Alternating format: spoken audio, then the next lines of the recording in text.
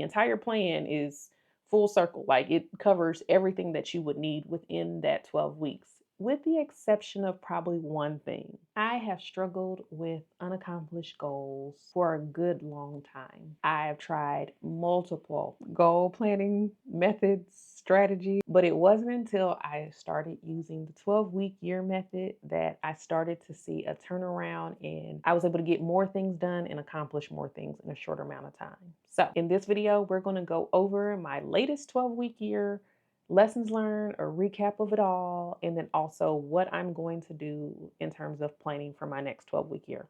Let's get into it.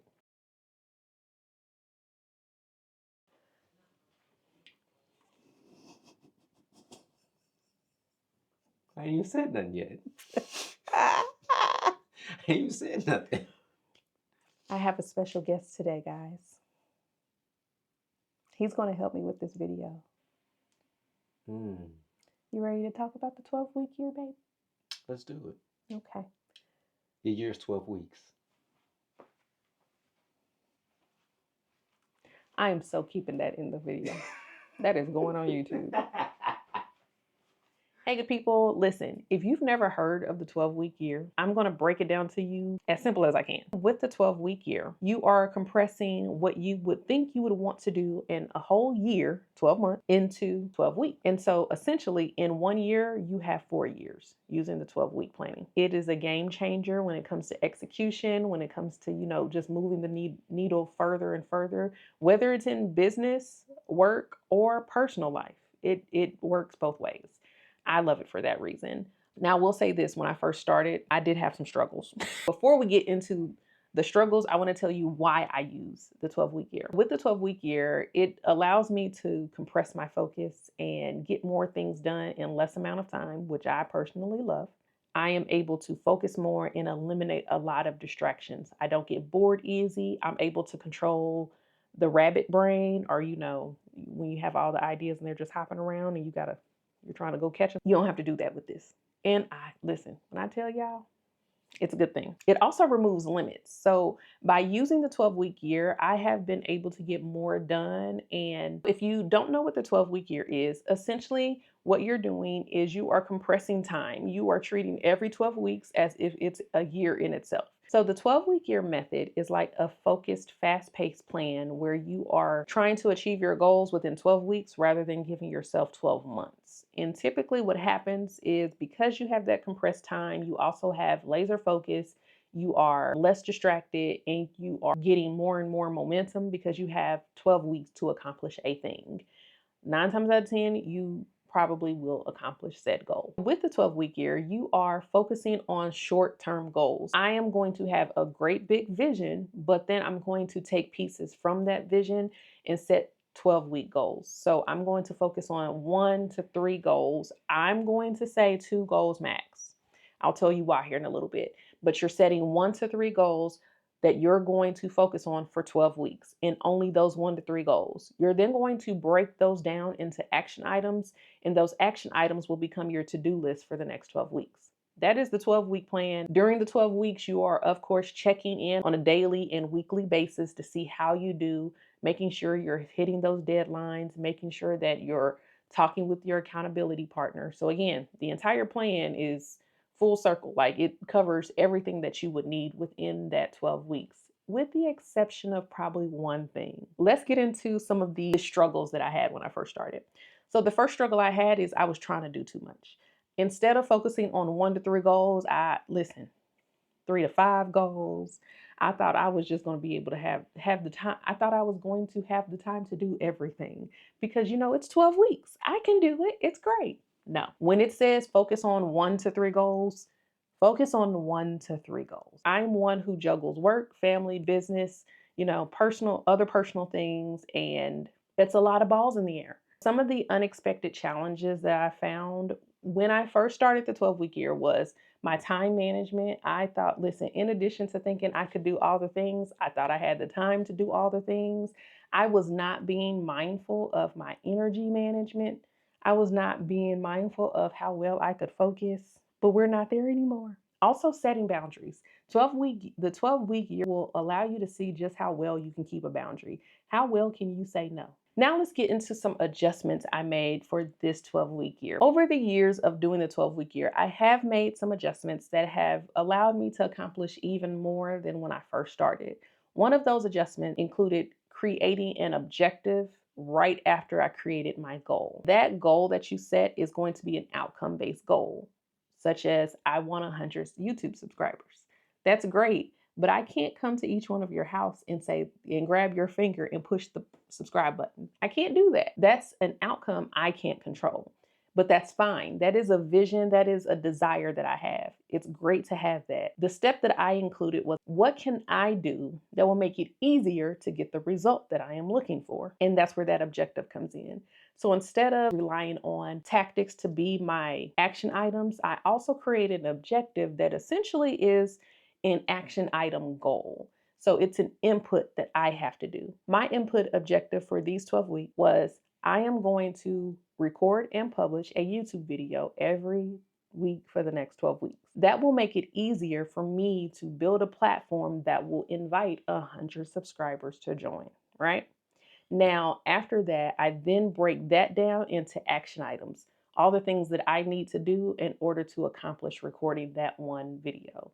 So that did help me focus more in on what I can control versus focused on what I can't control. The things that I can do, my inputs, that is my domain. That's what I can control. The outcome that they give, it can either be what I want or even more. But that outcome is God's domain. He controls that, right? And so that's the way I like building out my goals. I don't like just stopping at, this is what I want. This is what I'm willing to do to make it easier to get what I want. The next adjustment I made was being singularly focused. Now, being singularly focused meant instead of having 1 to 3 goals, I actually had one goal. Well, essentially, I had 2 goals. I had one in the business and career category, and I combined those two. And then I have one in the personal category. So for this video, I'm only going to focus on the one that's in my business, starting the YouTube channel and getting 100 subscribers at the end of the 12 weeks. That allowed me to focus just on that. That one goal actually supports an even greater goal I have for my business. The next adjustment that I did was I made sure to fully develop the goal. So a lot of times when we're creating goals, we will have the outcome. You may even go as far as doing the objective, like this is what I'm willing to do.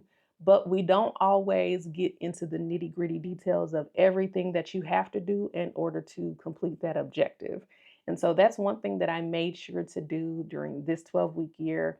Anytime I went down the to-do list of things to do in order to get a YouTube video out, once I learned something new, I added that to the list to make sure that you are always reevaluating what those action items are and the due dates. Because sometimes we'll put a due date or we'll set a due date based on a fear, or we'll set a due date based off of overestimating things. So be mindful of how you're moving, the time that you have, your energy levels, the way your ability to focus on a thing. All of that goes into building out a really good goal plan. So now with big wins and accomplishments. By the end of my 12-week year, I was able to accomplish the following things. So I was able to complete 75% of my goal, and I completed 70% of my objective. At the time of this recording, I have 75 subscribers.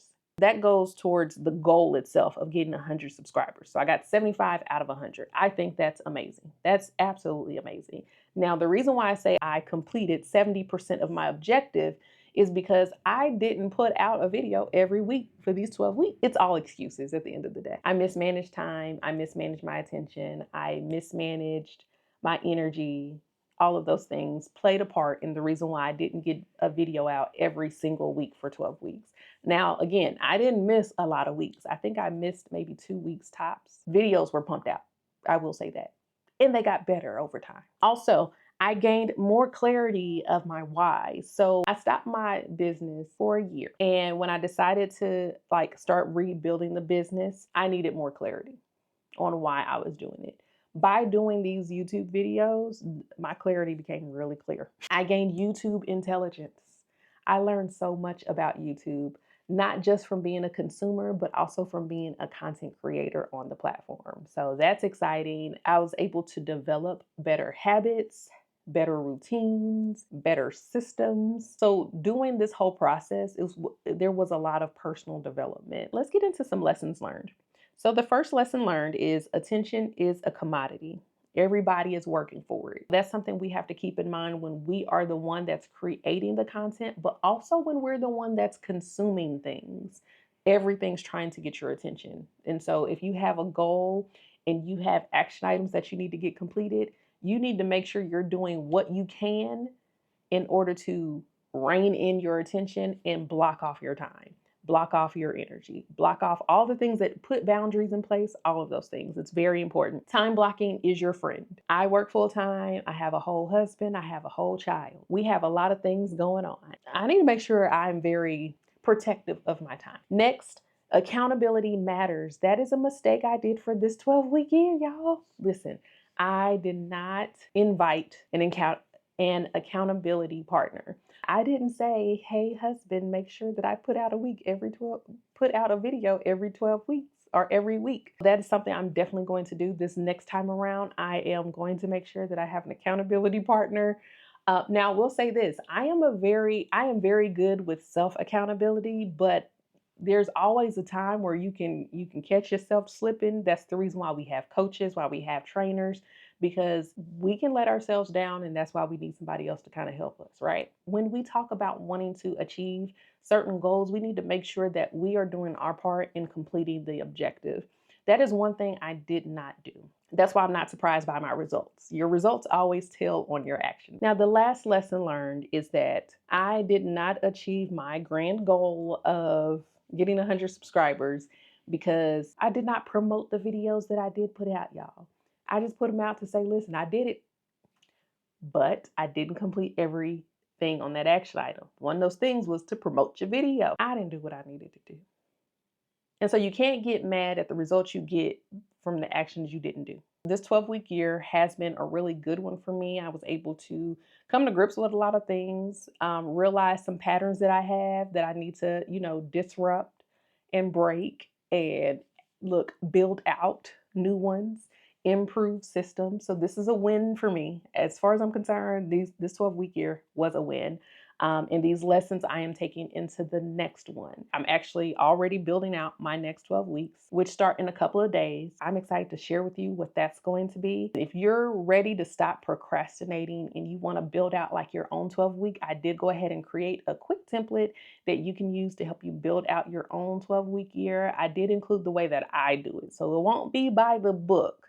If you want it by the book, go by the book. There are things that you need to be mindful of that you need to do before you even start the 12-week year. Trust me, you need to do this before you even start doing a 12-week year.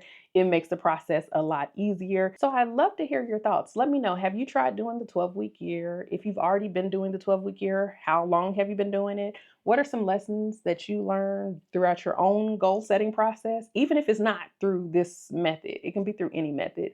But let me know some of the lessons that you've learned in your process. And also, before you start your next 12-week, find out what you should consider before you begin by watching this video right here.